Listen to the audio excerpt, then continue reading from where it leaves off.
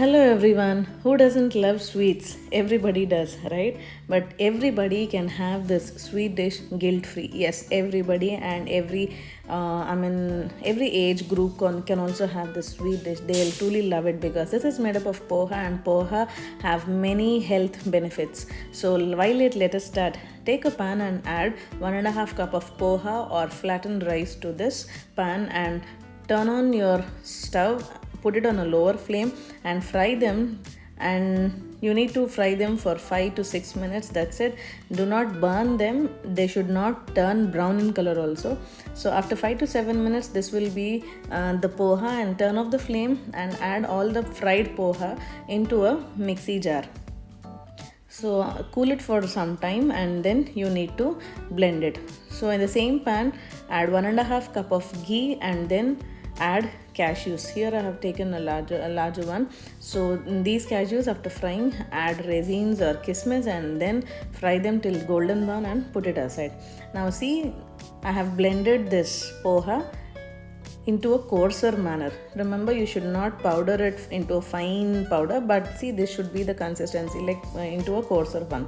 And again in the same pan I have added cashews again, but they are a little bit smaller than the earlier one. After frying and putting them aside, add the poha powder into it, and once it turns like light golden color, you need to add water. Now you need to cook the entire halwa in a lower flame only. Remember that.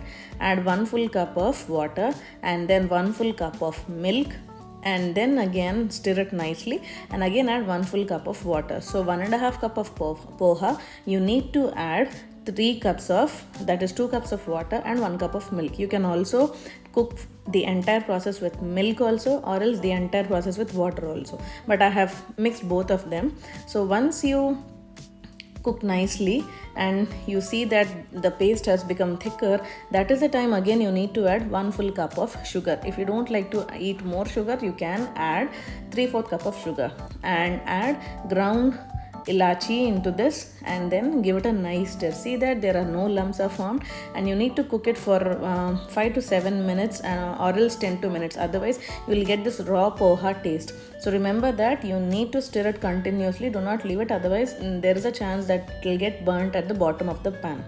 So after adding the color is optional. If you have color at your home, you can add it.